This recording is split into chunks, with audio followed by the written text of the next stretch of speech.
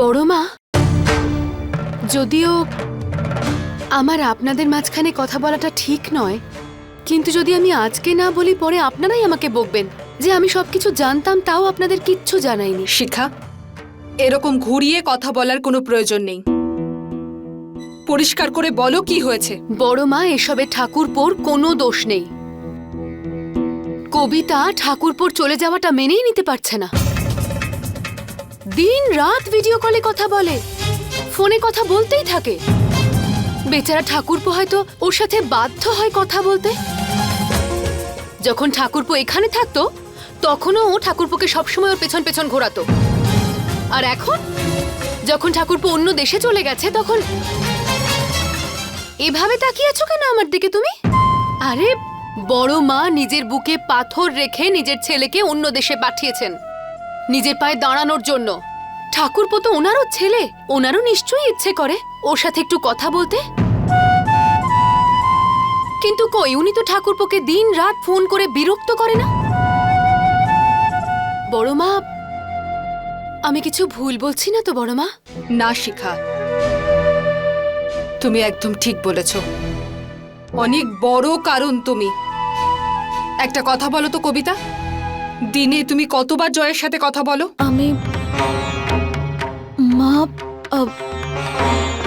আমি জয়ের সাথে মা আমি নিজেই। ব্যাস, আমার প্রশ্নের উত্তরটা দাও। জয়ের সাথে তুমি দিনে কতবার কথা বলো? মাও সারাদিনে 7 থেকে 8 বার ফোন করে। মানে জয়ের অর্ধেক দিন তো তোমার সাথে কথা বলেই চলে যাচ্ছে। ও কাজ কিভাবে করবে কবিতা? না মা, ও তো ওই ফোন তো সবসময় জয়ই করে, কথা বলবে বলে জেদ করে। না না, যদি এই কথাটা আমি মাকে জানাই তাহলে ও আরো বোকা খাবে। কবিতা, আমি তোমায় একটাই প্রশ্ন করতে চাই যে এমন কোনো ব্যাপার নেই তো যেটা তুমি আমার কাছ থেকে লুকোতে চাইছো? না বাবা, ভুল তো আমারই হয়েছে, ভুলটা আমারই, কিন্তু আর কোনো সময় এরকমটা হবে না বাবা। আমি বলতে চাইছি আমি আর এরকম করব না। আমি জয়ের কোনো কাজেই আর বাধা হয়ে দাঁড়াবো না। ও সব কাজে সফল হবে। আর মা, আপনাকে কথা দিচ্ছি আমি যে আপনাকে কখনোই আর আমাদের জন্য লজ্জিত হতে হবে না। আপনারা দেখবেন একদিন ঠিক জয় খুব বড় আর সফল বিজনেসম্যান হয়ে উঠবে। ব্যাস, আর একটা সুযোগ দিয়ে দিন। সুযোগ? জবে থেকে এসছো আমি তোমাকে সুযোগই দিয়ে যাচ্ছি, but you are good for nothing. তুমি বিজনেস কেন, জীবনে কোনো জায়গায় সফল হতে পারবে না। কেননা সফলতার জন্য অনুশাসন আর কঠোর পরিশ্রমের প্রয়োজন হয়। একটা কথা মনে রেখো জয়, একটা মেয়ে তাকেই ভালোবাসে যে ব্যক্তি জীবনে সফল হয়, তাকেই সে সম্মান করে থাকে। দেখো মামা, আমি আমার নিজের দোষ স্বীকার করছি, কিন্তু তুমি প্লিজ কবিতার ব্যাপারে কোনো কথা বলবে না। আমি যেখানেই যেভাবে থাকি না কেন, কবিতা শুধুই আমার থাকবে। তাহলে যাও, তার কাছেই যাও। এখানে থেকে তুমি নিজের আর আমার সময় নষ্ট করো না। এখানে তোমার কিচ্ছু হবে না, বুঝেছো? থ্যাংক ইউ মামা, তুমি তো আমার মনের কথা বলে দিলে। আমি যদি জীবনে কিছু করি তাহলে সেটা কবিতার সঙ্গে থেকে, ওর পাশে থেকে।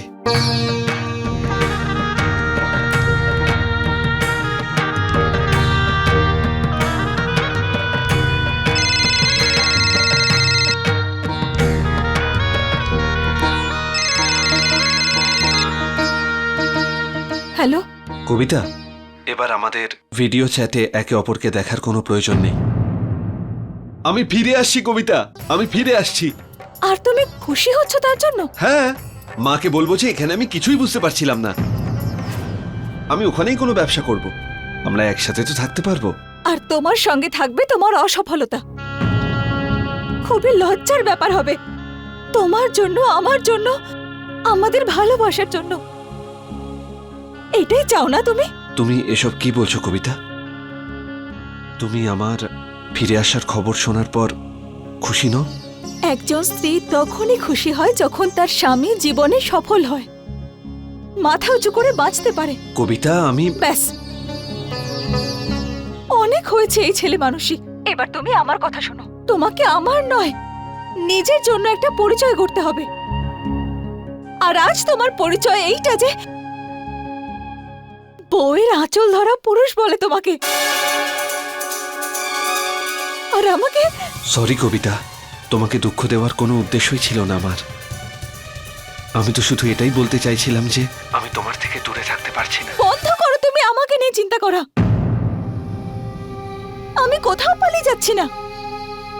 সারা দিন ধরে এই ফোন, ভিডিও চ্যাট কি জন্য পাঠানো হয়েছিল তোমাকে সিঙ্গাপুরে? কত কিছু করার ছিল তোমার, উত্তর দাও আমায়। এরকম শাস্তি ভোগ করে কি হবে?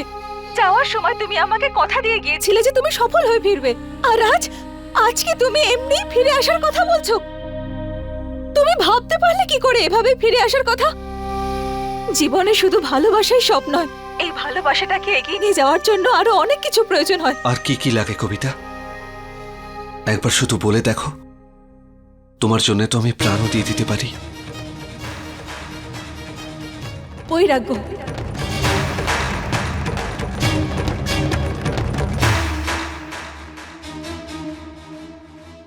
কথা দাও আজকে আমায় যে যতদিন তুমি তোমার কাজে সফল না হচ্ছ ততদিন না আমরা ভিডিও চ্যাট করব আর না একে অপরের সঙ্গে কথা বলবো। শুনতে পাচ্ছ তুমি? তুমি আর কোনো রকম যোগাযোগ রাখবে না। তোমার থেকে দূরত্ব চাই। আমরা এখন থেকে একে অপরের সাথে আর কোনো যোগাযোগ রাখবো না। দিতে পারবে কথা আমায়?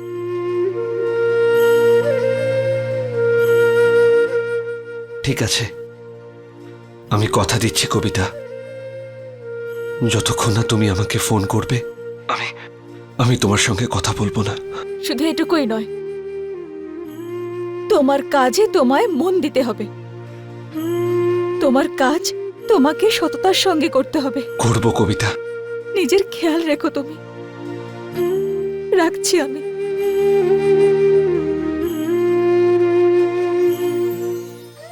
আমায় ক্ষমা করে দিও জয়। আমি জানি তোমার নিশ্চয়ই খুব খারাপ লেগেছে। আমার জন্য এটা খুবই কষ্টের,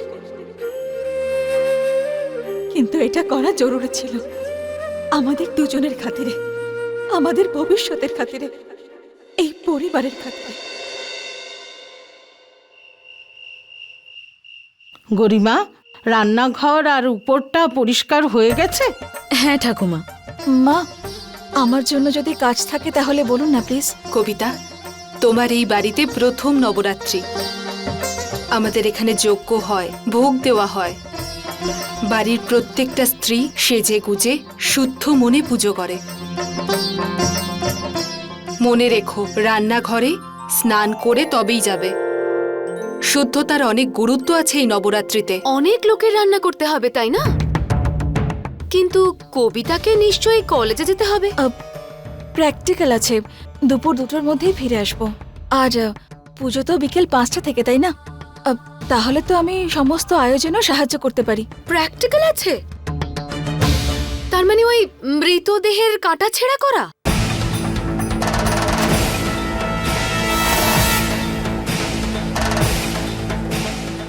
তাহলে তো তুমি শুদ্ধই থাকবে না, রান্নাঘরেও যেতে পারবে না, আর পুজোয় তো মৃতদেহ ছোঁয়ার পরে কিন্তু তুমি আর পুজোয় বসতে পারবে না। কিন্তু হতে পারে যে বড় মা তোমাকে কোনোভাবে পবিত্র করে দেন। কবিতা, যেমনটা শিখা বলছে সেরকমই কি হয় তোমাদের ক্লাসে? হ্যাঁ মা, প্র্যাকটিক্যালে আমাদের ডেড বডি ছুঁতে হয়। মৃতদেহ সব কেটে কেটে দেখতে হয় বড় মা। আমার লন্ডনের সেই দাদা ডক্টর, ও তো আমাকে সব বলতো। এরকম নয় মা যে আমি আপনার থেকে কথাটা লুকোতে চেয়েছিলাম। এ বিষয়ে আমি আগে এতটা ভাবিনি। তোমার কি ওই ক্লাসে যাওয়া খুব দরকার? হ্যাঁ মা, না হলে তো আমার একটা বছর নষ্ট হয়ে যাবে।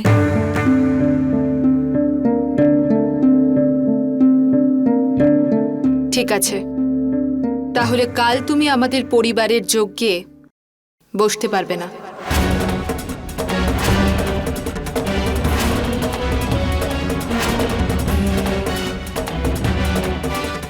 এই পুজোতে তুমি থাকতে পারবে না। অনেক বড় পুজো হয় আমাদের বাড়িতে, প্রত্যেক বছরই তো দেখেছি সবাই তাদের সব কাজ ছেড়ে এই পুজোয় বসে। কিন্তু এইবার বাড়ির একজন বউ এই পুজোয় বসতে পারবে না। একদিকে পড়াশোনা আর একদিকে এই বাড়ি। আসলে কবিতা তো আমাদের মধ্যে ছোট, তাই বড় মা একটু বেশি ছাড় দিচ্ছে ওকে। তবে ঠিকই আছে, যখন পড়াশোনার অনুমতি দেওয়া হয়েছে তখন পড়াশোনা অনুযায়ী এই সংসার চলবে। মা আমি তুমি কলেজে যাও কবিতা। অশুদ্ধ থাকায় তোমাকে এই যজ্ঞে বসার অধিকার আমি দেব না।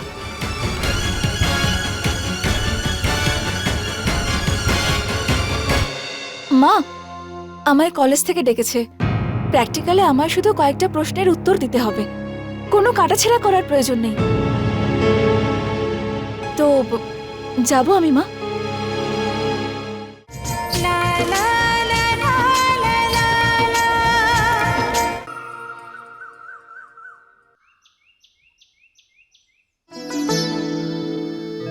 দিন না আমাকে বড় মা, আমি আপনাকে সাহায্য করে দিচ্ছি। দিন আমাকে দিন। আপনি কাজকর্ম নিয়ে একদম চিন্তা করবেন না, কোনো অসুবিধা হবে না কবিতা যদি রান্নাঘর সামলাতে না পারে। আমি আর দিদি মিলে সবকিছু সামলে নেব, কোনো কিছু অপবিত্র হতে দেব না।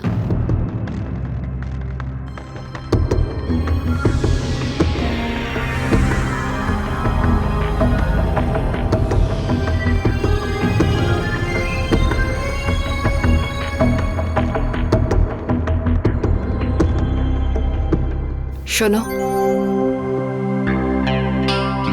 আজ থেকে নবরাত্রি শুরু হচ্ছে, আর উৎসবের দিনে এই বাড়ির বউ সাধারণ শাড়ি পরে থাকবে, এটা ভালো দেখায় না। দাঁড়াও,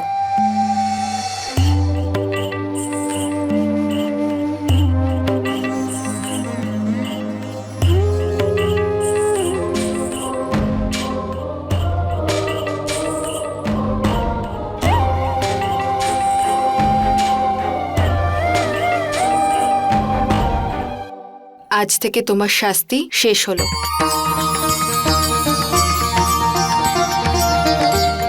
কিন্তু মনে রেখো, দ্বিতীয়বার যেন এরকম সিদ্ধান্ত না নিতে হয়। ঠিক আছে বড় মা, ভবিষ্যতে আমি একটাও ভুল করব না। কবিতা কোথায়? আজ নবরাত্রির প্রথম দিন, আর আজই প্র্যাকটিক্যালে বডি ডাইসেক্ট করতে হবে। যদি প্র্যাকটিক্যালের জন্য যাই তাহলে পুজোয় বসতে পারবো না, আর যদি পুজোয় বসি তাহলে প্র্যাকটিক্যাল ছাড়তে হবে। যদি জয় এখানে থাকতো তাহলে নিশ্চয়ই একটা উপায় বের করতো। আমি তো ওকে ফোনও করতে পারবো না, কি করি? যাই হোক, আমি পুজোতেই বসবো। মাকে দেওয়া কথা আমি কিছুতেই ভাঙবো না।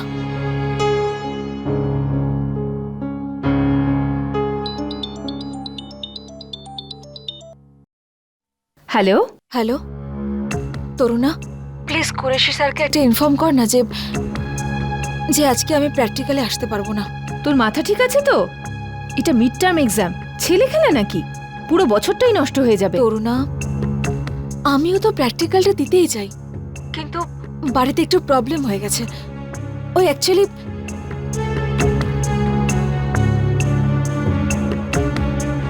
আমার যেটা ঠিক মনে হলো সেই অনুযায়ী সিদ্ধান্ত নিলাম। এবার বাকিটা আমি ভগবানের হাতে ছেড়ে দিয়েছি, উনি আমায় এখন পথ দেখাবেন। বাই। এই কবিতাটাও না এরকমটা কি করে করতে পারে? কি হয়েছে?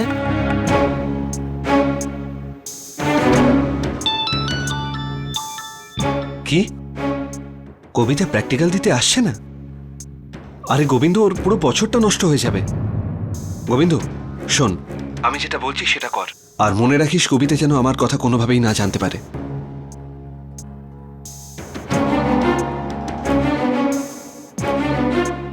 ঠিক আছে দাদা।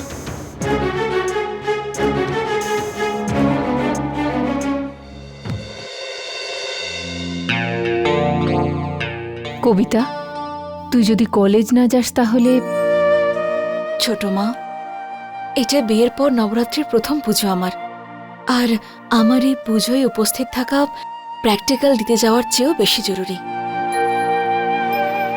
কিন্তু কবিতা, তুমি কলেজে না গেলে তোমার তো একটা বছরই নষ্ট হয়ে যাবে। দিদি, সেসব মা দুর্গা দেখে নেবেন, উনি পথ বের করে দেবেন। আর এমনিতেও আগে আমার পরিবার, তারপর কোনো প্র্যাকটিক্যাল।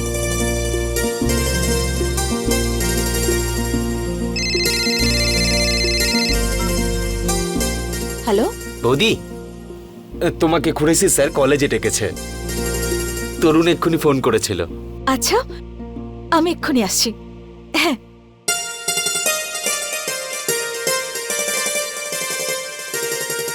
থ্যাংক ইউ মা দুর্গা।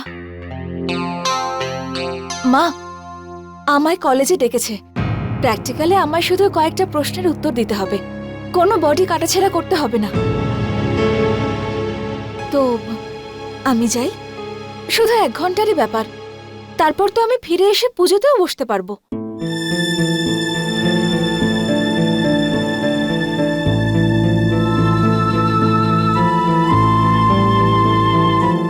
বলে তো চলে গেল যে মৃতদেহতে হাত দেবে না, কিন্তু এসব দেখতে কে যাবে যে ওখানে গিয়ে প্রশ্নের উত্তর দেবে নাকি অন্য কিছু? শিখা, আমার বৌমার প্রতি আমার সম্পূর্ণ বিশ্বাস আছে। যাই হোক না, ও কখনো মিথ্যে কথা বলবে না আমাকে।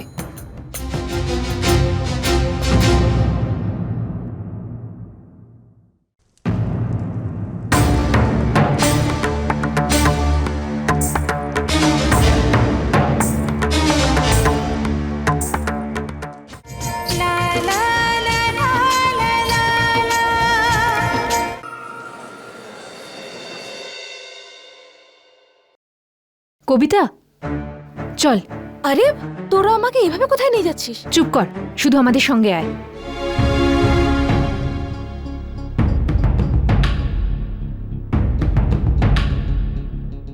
এসব কি করছিস তোরা? তুই পূজাতে বসতে চাস তো? তাহলে চুপচাপ আমাদের কাজ করতে দে। ঠিক আছে বাবা, কিন্তু কিছু তো বল, কি করছিস? আমরা প্রিন্সিপাল স্যারকে বলেছি তোর আঘাত লেগেছে, তাই সেলাই করতে হয়েছে, তাই তুই প্র্যাকটিক্যাল পরীক্ষা দিতে পারবি না। আমরা তোর জন্য স্পেশাল পারমিশন নিয়েছি।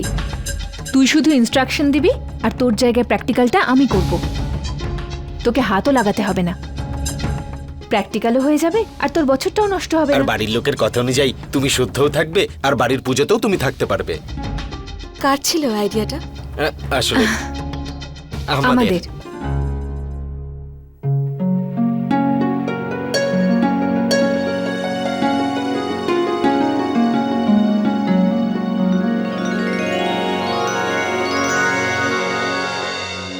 স্যার, ওই জানি আমি, প্রিন্সিপাল বাবু এটার কথা আমাকে বলেছেন। You should take more care of yourself. আর হ্যাঁ, এই প্র্যাকটিক্যালে তোমার বান্ধবী তোমাকে অ্যাসিস্ট করবে। এতে তোমার অ্যাটেন্ডেন্সও হয়ে যাবে, আর তোমার উপর বেশি চাপও পড়বে না। Okay, thank you sir. Welcome. Please carry on.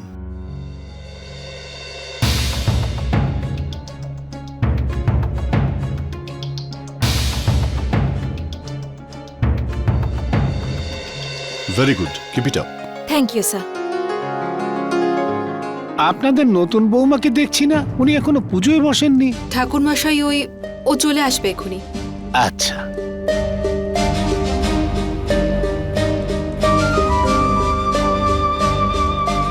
এই তো ও চলে এসেছে। জানেন কি হয়েছে মা? আজকে না মা দুর্গার আশীর্বাদে আমার প্র্যাকটিক্যাল খুব ভালো হয়েছে। আমি কাটাছেঁড়াও করেছি, অথচ ডেড বডিকে ছুঁয়েও নি, যাতে অশুদ্ধ না হয়ে পড়ি তার খেয়াল রেখেছি। আর এখন আমি পুজোতেও বসতে পারি। এটা কি করে সম্ভব? হাত না দিয়ে প্র্যাকটিক্যাল করা কি করে সম্ভব? ওম লম্বোদরম বোদরম পরম সুন্দরম মেঘদন্তম রক্তাম্বরম ফিনেনম পরম পবিত্রম উদদ্দিবাকর নিভো। আমার সাথে নেই তো কি হয়েছে মা, ও যেন জীবনে সফল হয়।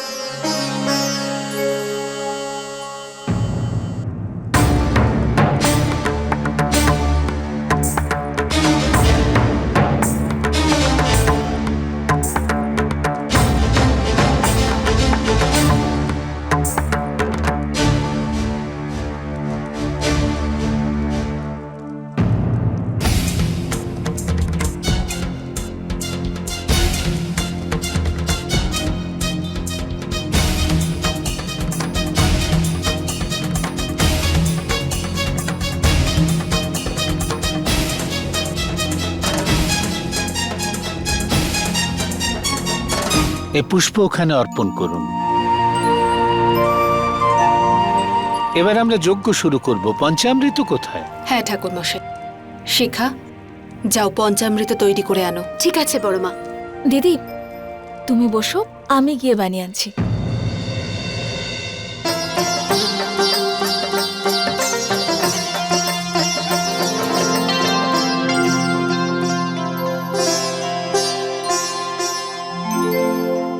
এত সহজে তোমাকে তো ছাড় দেওয়া যাবে না কবিতা।